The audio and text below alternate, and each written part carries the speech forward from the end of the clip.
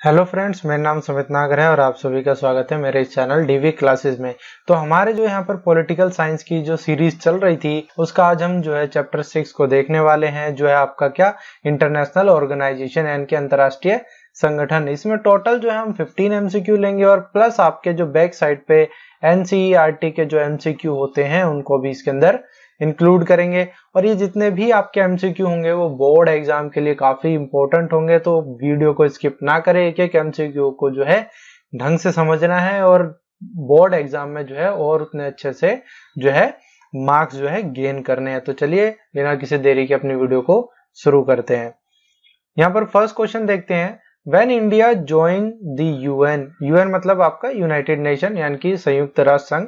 तो संयुक्त राष्ट्र संघ या यूनाइटेड नेशन को इंडिया ने कब जो है ज्वाइन करा था, वो डेट आपको बतानी है।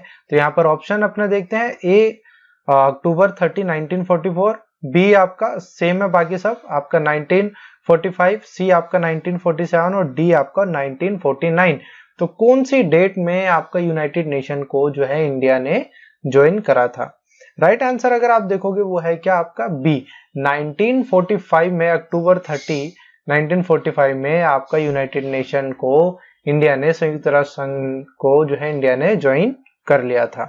सेकंड क्वेश्चन देखते हैं, who is present secretary general of the UN 2020। देखिए वैसे 2017-18 से ही ये सेक्रेटरी जनरल जो है बन गए थे, महाशय। तो ये मतलब महासचिव जो है, अगर आप हिंदी में देखोगे तो यूनाइटेड नेशन का अभी प्रेजेंट में जो है महासचिव कौन है, इनकी सेक्रेटरी जनरल जो है कौन है वो आपको बताना है। नाम यहाँ पर हम देखते हैं, ए आपका ग्लैडविन ज़ेप, आपका बी आपका यू थॉर्न, सी आपका कॉफी एनन और डी आपका एंटोनियो गुटरेस। तो इनमें से कौन आपका प्रेजेंट टाइम में सेक्रेटरी जनरल है यूनाइटेड नेशन का?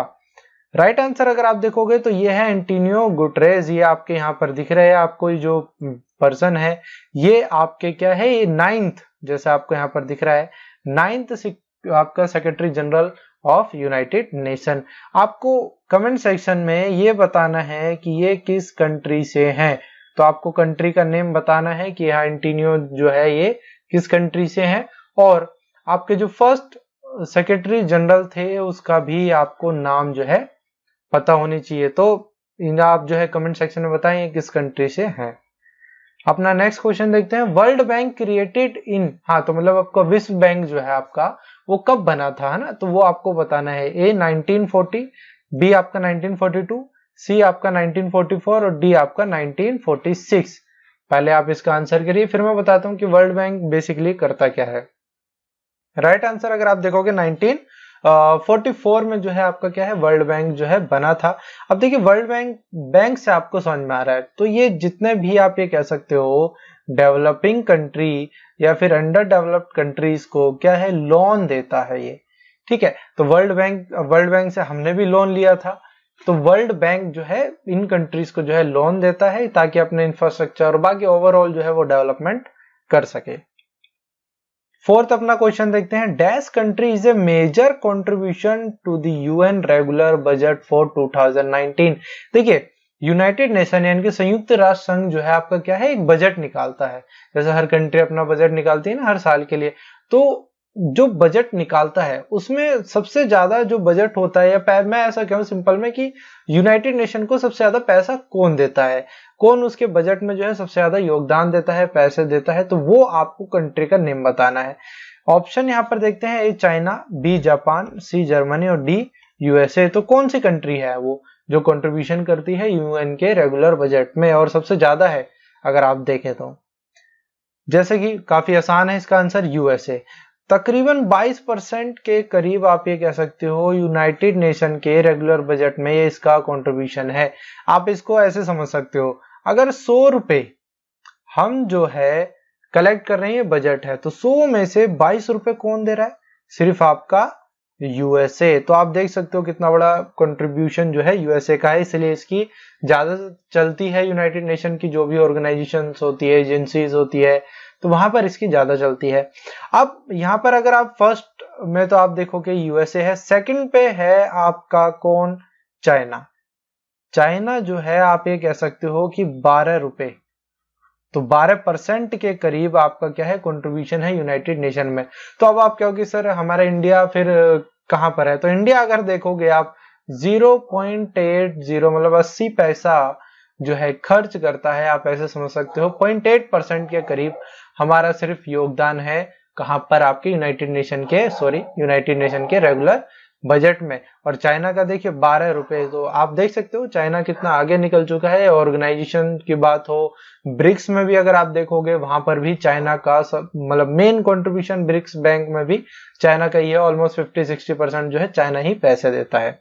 तो ये आपको याद रखना है, फर्स्ट के 2-3 आप याद कर लेना कौन कौन जो है यूनाइटेड नेशन के रेगुलर बजट में सबसे ज्यादा आपको पैसे जो है देता है, और ये यूएसए का तो नाम आपको याद रखना ही पड़ेगा।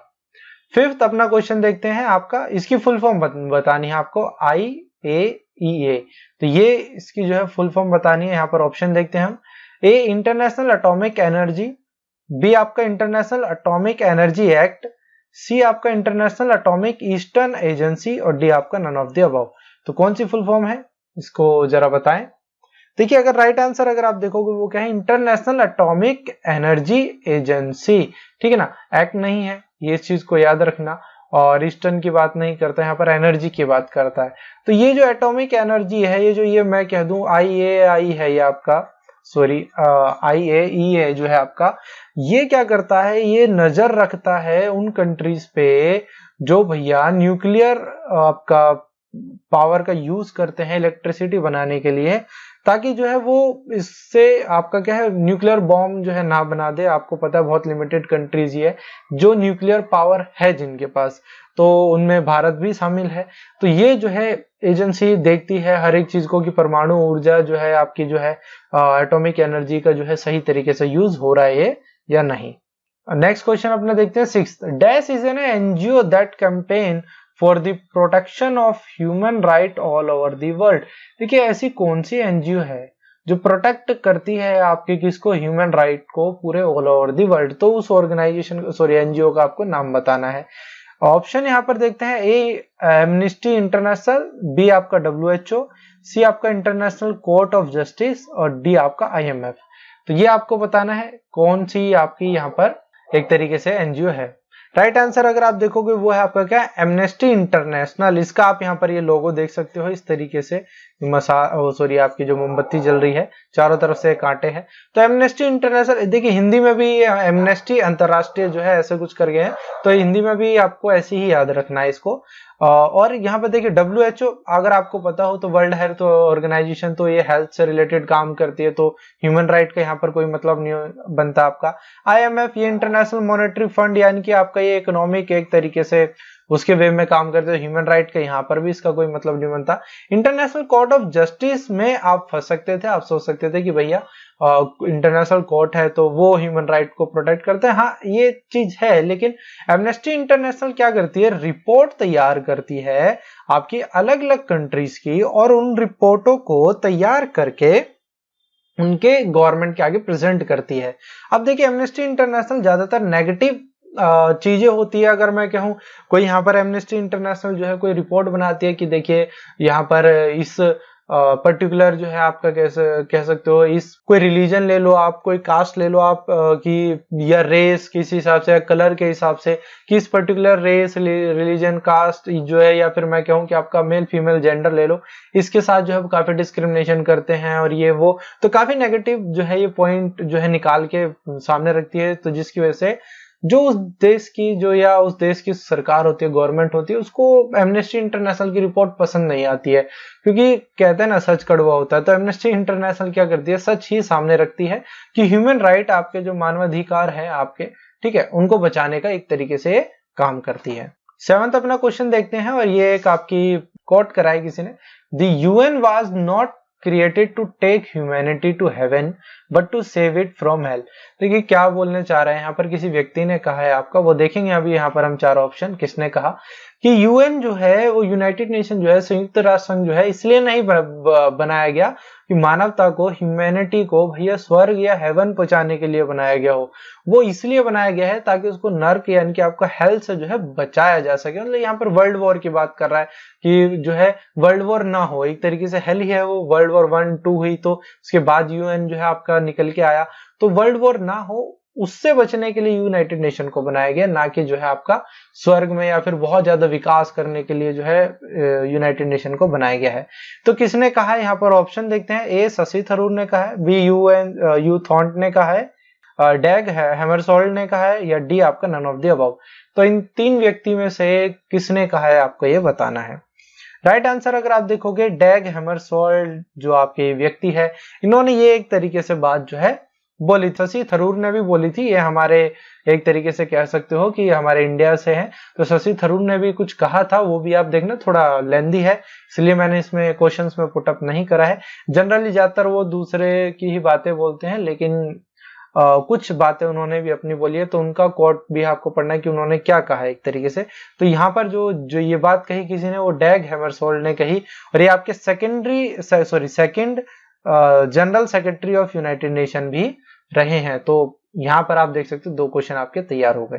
8th क्वेश्चन देखते हैं यूएनडीपी। तो यूएनडीपी की फुल फॉर्म बतानी है, ये पहले भी मैं शायद दे चुका हूँ क्वेश्चन, तो ज्यादा टाइम वेस्ट नहीं करेंगे। United Nation development of power, B आपका United Nation development project, C आपका United Nation development process, D आपका यूनाइटेड नेशन डेवलपमेंट प्रोग्राम। तो इन चारों में से कौन सी आपकी यूएनडीपी की फुल फॉर्म है। देखिए अगर यहाँ पर राइट आंसर अगर आप देखोगे वो है यूनाइटेड नेशन डेवलपमेंट प्रोग्राम। तो यूनाइटेड नेशन डेवलपमेंट प्रोग्राम ये जो है किसकी फुल फॉर्म है आपकी यूएनडीपी की, और यही एचडीआई की रिपोर्ट भी निकालता है। अगर आप में से कोई ज्योग्राफी वाला हो तो उसको पता है। 9th अपना क्वेश्चन देखते हैं। The United nation logo world map with olive branches around it signifying. देखिए ये यूनाइटेड नेशन का आपका लोगो है, और ये आपसे पूछ भी लेगा, आपका जो है पेपर में दे देगा यूनाइटेड नेशन का लोगो और बोल देगा कि आप जो है ये किसका लोगो है, मतलब ये इमेज देगा, क्या देगा, किसका लोगो है। तो आपको पता होना चाहिए ये किसका है, यूनाइटेड नेशन का। तो क्या कहना चाह रहा है, जो वर्ल्ड मैप बना हुआ है और इसके आसपास जो ऑलिव की आपकी क्या ब्रांचेस है, यानी कि आपका क्या है यहाँ पर जैतून की जो पत्तियां हैं, आपकी हिंदी में जैतून कहते हैं, वो पत्तियां है, तो वो क्या मतलब दर्शा रही है यहाँ पर ये चीज। तो ऑप्शन देखते हैं। ए वर्ल्ड ऑर्डर को, B unity in the world मतलब एकता को दिखा रही है दुनिया में, वर्ल्ड पीस विश्व शांति को दिखा रही है, और डी ब्रदरहुड भाईचारे को दिखा रही है। राइट आंसर अगर आप देखोगे वर्ल्ड पीस, तो वर्ल्ड पीस को ये जो चीज है दिखा रही है। आपको ये पता होना चाहिए कि यूनाइटेड नेशन का लोगो क्या बता रहा है। अभी हमने 7th क्वेश्चन भी देखा था कि आपका जो है ये हेल्थ से बचाने के लिए यूनाइटेड नेशन का बना, यानी कि वर्ल्ड वॉर ना हो, यानी कि पीस रहे, लड़ाई झगड़ा ना हो। 10th अपना क्वेश्चन देखते हैं, और ये सारे एनसीईआरटी के हैं, ये याद रखना, और जितने भी एनसीईआरटी क्वेश्चन है काफी अच्छा लेवल है इनका, तो एक एक करके इनको समझेंगे। मार्क करेक्ट और wrong against each of the following statement about veto power. Veto power के बारे में स्टेटमेंट दी हुई है, कौन से सही है कौन से गलत है वो आपको बताने हैं। Option A, only permanent member of the security council process the veto power, कि सिर्फ जो परमानेंट मेंबर है, जो स्थायी सदस्य हैं आपके, वही वीटो पावर का यूज कर सकते हैं। क्या ये सही है गलत, ये आपको बतानी है। It's a kind of negative power, ये आपकी नकारात्मक जो है आपकी क्या है, एक शक्ति है आपकी। सी आपकी क्या है बता रहा है, the secretary general uses this power when not satisfied with any decision. Secretary general जो होता है आपका महासचिव जो होता है, वो इस पावर का यूज करता है जब वो किसी भी डिसीजन से सेटिस्फाई जो है नहीं होता है, तब इसका यूज करता है। D, one veto can install A security council resolution. सिर्फ एक वीटो पावर क्या कर सकती है, पूरे प्रस्ताव को, जो भी यहाँ पर रेजोल्यूशन जो रखा गया उसको खत्म कर सकती है, उसको रोक सकती है। तो कौन से राइट है कौन से रॉन्ग है, तो काफी आप ये कह सकते हो। देखिए ये जो छोटे छोटे पॉइंट है, उनको पॉइंट को बना के कैसे उसने आपके आगे क्या है क्वेश्चन बना दिया है इसका। राइट आंसर अगर आप सबका देखोगे तो देखिए सिर्फ परमानेंट मेंबर ही आप ये कह सकते हो कि जो आपकी वीटो पावर है वो यूज कर सकते हैं। आपको पता है एक परमानेंट मेंबर होते हैं और दूसरा आपका नॉन परमानेंट मेंबर होते हैं, ठीक है। तो परमानेंट और नॉन परमानेंट मेंबर में से सिर्फ परमानेंट मेंबर ही वीटो पावर का यूज कर सकते हैं। तो ये स्टेटमेंट करेक्ट है। It's a kind of negative power, हाँ ये एक नकारात्मक शक्ति है, नेगेटिव पावर है। क्यों, देखिए इसमें सिर्फ आपको पता है परमानेंट मेंबरों में जो है 5 देश है, तो 5 जो कंट्री है, अभी आगे हम देखेंगे, जो 5 जो कंट्री है वो इस पावर का बार बार यूज करते हैं, तो ये एक नेगेटिव चीज हो जाती है। The secretary general uses this power when not satisfied with any decision. देखिए जब ये स्टेटमेंट आपकी गलत है कि सेक्रेटरी जनरल भाई ये नहीं कर सकता। सेक्रेटरी जनरल जो है एक पोस्ट है, यहाँ पर पावर दी गई है कंट्री की, तो यहाँ पर जो है सेक्रेटरी जनरल किसी भी देश का होगा, क्योंकि अलग अलग देश के जो है सेक्रेटरी जनरल बनते रहते हैं। तो यहाँ पर जो है आपका ऐसा नहीं है कि सेक्रेटरी जनरल किसी डिसीजन से वो आपका सहमति नहीं रखता तो वो वीटो पावर का यूज कर देगा। हाँ, कोई देश हो, जो 5 देश है आपके, ब्रिटेन है आपका, फ्रांस है आपका रशिया है, आपका चाइना है और अमेरिका है, तो ये 5 देश जो है आपके वही यूज कर सकते हैं, ना कि secretary general. One veto can stall security council resolution, मतलब हाँ, एक वीटो जो है आपका पावर का यूज करके पूरे रेजोल्यूशन को जो है क्या खत्म करा जा सकता है। देखिए अगर आपको वीटो पावर नहीं पता तो मैं आपको एक सिंपल भाषा में समझाता हूं कि वीटो पावर क्या होती है। वीटो पावर का सिंपल सा मीनिंग है, मान लो आपकी क्लास में 50 बच्चे हैं, 50 बच्चों में से जो है 5 बच्चों को मैंने ये बोल दिया कि इनके पास पावर है, क्लास होगी या नहीं होगी आज, जो है वो ये डिसाइड कर सकते हैं और आप लोग भी डिसाइड कर सकते हो। अब क्या हुआ कि 50 में से 49 लोगों ने ये बोल दिया कि आज क्लास होगी, लेकिन 5 लोगों के पास जो वीटो पावर थी उनमें से 4 ने तो कह दिया कि हाँ क्लास होगी, लेकिन एक ने क्या कह दिया, आज क्लास नहीं होगी। अगर उसने ये कह दिया आज क्लास नहीं होगी तो आज क्लास नहीं होगी, तो ये है वीटो पावर कि एक पर्सन जो है पूरे उसको क्या डिनाई कर सकता है, जो भी रेजोल्यूशन आया है, जो भी वो एक्ट लाना, कुछ भी वो करना चाहते हैं वर्ल्ड वाइड। तो ब्रिटेन को अगर कोई चीज पसंद नहीं आती वो उसको काट देता है, चाइना को नहीं आती, रशिया को नहीं आती, तो अगर फ्रांस को या यूएसए को, किसी को अगर एक को भी कोई चीज पसंद नहीं आएगी तो वो क्या कर देगा, उसको काट देगा उस चीज को। तो ये एक नेगेटिव पावर है जैसे यहाँ पर लिखा हुआ है, और सिर्फ परमानेंट मेंबर यूज कर सकते हैं। और ये एक सिक्योरिटी काउंसिल में जो रेजोल्यूशन पास होता है उसको बिल्कुल आपका क्या कर सकता है, आपका रोक सकता है उस प्रस्ताव को। तो ये वीटो पावर है। आई होप आपको समझ में आया होगा। देखिए अगर आपको ये वीडियो पसंद आई है तो लाइक करें, अपना स्कोर कमेंट करना ना भूले, वीडियो को ज्यादा से ज्यादा दोस्तों के साथ शेयर करें, सब्सक्राइब करें और बेल आइकन को जरूर दबाएं, जिससे जो भी मेरे चैनल की लेटेस्ट वीडियो होगी उसका नोटिफिकेशन आपको मिल जाएगा। तो यहाँ पर अपना नेक्स्ट क्वेश्चन देखते हैं। मार्क करेक्ट और wrong against each one of the following statement about the way United nation function. क्या बोल रहा है कि इनमें से कौन सी सही और गलत है, जो आपकी जो यूनाइटेड नेशन का जो फंक्शन है, जिस तरीके से वो कार्य करती है, जो उसका कार्य करने का तरीका है, उसके बारे में बात कर रहा है। ऑप्शन यहाँ पर देखते हैं अपने। A, all security and peace related issues are dealt within the security Council. जितने भी आपके सिक्योरिटी से रिलेटेड, शांति मतलब आपकी सुरक्षा से जितने भी रिलेटेड इश्यूज होते हैं वो सिक्योरिटी काउंसिल देखती है, यानी कि सुरक्षा परिषद जिसे हिंदी में कहते हैं वो देखती है। बी क्या कह रहा है, humanitarian policies are implemented by the main organs and specialized agency spread across the globe।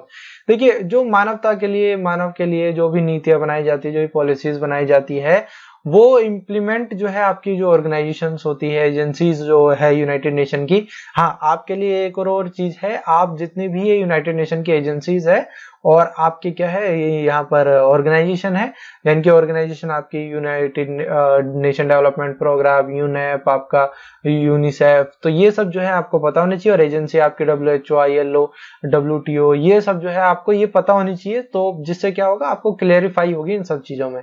तो क्या बोल रहा है, ये जो पॉलिसीज होती है बनाती हैं और फिर जो है पूरे ऑल ओवर द वर्ल्ड इसको फैलाया जाता है।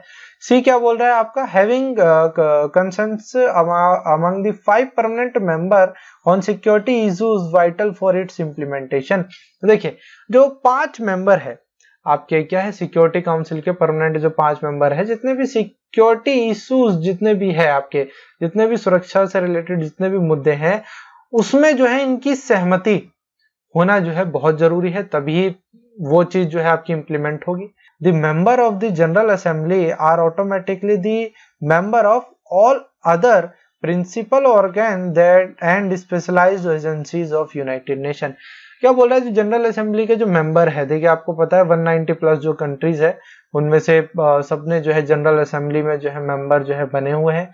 तो जो ये कंट्रीज है, ये सारी की सारी कंट्रीज को क्या कह रहा है कि ये जो जनरल असेंबली के जो एक बार मेंबर बन गया, वो जितनी भी यूनाइटेड नेशन की ऑर्गेनाइजेशंस है, एजेंसीज है, वो उसका ऑटोमेटिकली मेंबर बन जाता है। अब ये चारों में से आप तभी देखिए आप कर सकते हैं, आपने चैप्टर काफी अच्छे से डीपली पढ़ा हो। राइट आंसर यहाँ पर हम देखते हैं कौन कौन से करेक्ट है, कौन कौन से रॉन्ग। देखिए first, A all security and peace related issues dealt with the security council. हाँ भाई, ये जितने भी सिक्योरिटी काउंसिल के जितने भी आपके जितने भी इश्यूज होते हैं सुरक्षा को लेकर, शांति को लेकर, वो सारे के सारे मुद्दे जो है सिक्योरिटी काउंसिल आपका क्या है, देखता है। तो ये स्टेटमेंट सही है। Humanitarian policies are implemented by the main organ and specialized agencies spread across the globe. मानवता के लिए पॉलिसीज बनाई जाती है एजेंसीज और ऑर्गेनाइजेशन द्वारा, वो पूरे दुनिया में फिर फैलाई जाती है। हाँ, तो ये स्टेटमेंट भी सही है। यूनाइटेड नेशन डेवलपमेंट प्रोग्राम कुछ कर रहा है तो पूरे दुनिया में उस चीज को दिखाया जाता है, WHO वगैरह कुछ भी वो होता है। Having concerns about among the 5 permanent member on security issues vital for its implementation।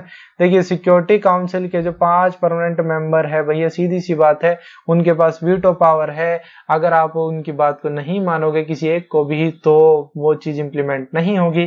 तो ये पांचों की रजामंदी जो है जरूरी है।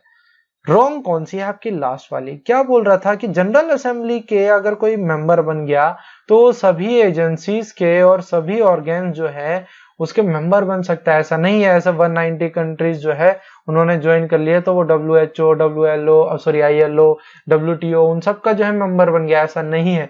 उनके मेंबरशिप के लिए अलग अलग प्रोसीजर है और वो अलग अलग होते। तो ये सिर्फ एक स्टेटमेंट रॉन्ग थी, बाकी सब आपकी क्या थी, करेक्ट थी। 12th क्वेश्चन देखते हैं।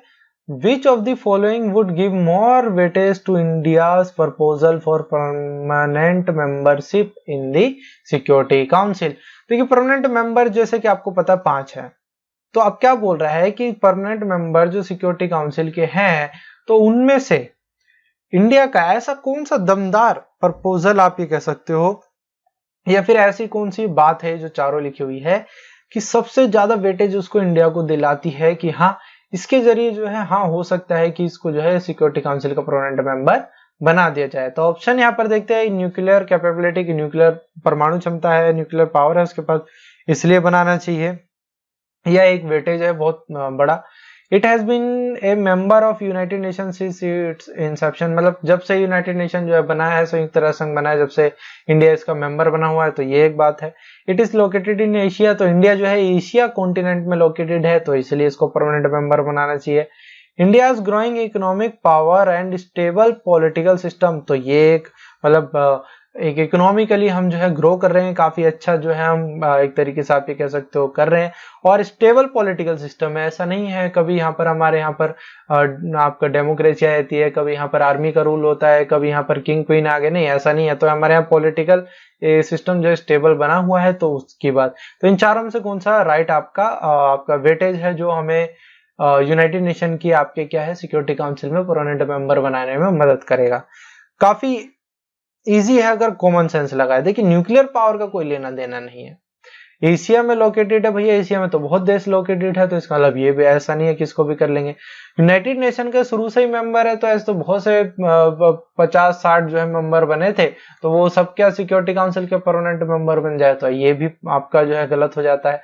सिर्फ यही एक आपका इकोनॉमिक पावर जो है हमारी ग्रो कर रही है और स्टेबल पॉलिटिकल सिस्टम है, जिसकी वजह से हम जो है एक स्ट्रॉन्ग आप ये कह सकते हो लीडरशिप हमारे अंदर है, जो हम सिक्योरिटी काउंसिल के परमानेंट मेंबर बन सकते हैं। लेकिन चाइना टांग अड़ाता है। चाइना क्या करता है, वीटो पावर का यूज करता है, और वीटो पावर का यूज करके क्या है हमें परमानेंट मेंबर में जो है बनने से वो मना कर देता है। फिर बोलता है कि भैया पाकिस्तान भी है, और इस लाइन में जर्मनी भी मेन हमारे आगे खड़ा है, तो जर्मनी भी है, पाकिस्तान भी है, तो किसको जो है बनाए। पाकिस्तान को तो कहीं से कहीं तक नहीं लेगा, ये सिर्फ चाइना टेक अपनाता है हर एक चीज में, लेकिन जर्मनी वो हमसे आगे हैं, तो उसके चांस भी है एक तरीके से आपके परमानेंट मेंबर में। तो इंडिया का एक स्ट्रॉन्ग रोल है, बस आपको ये पता होनी चाहिए।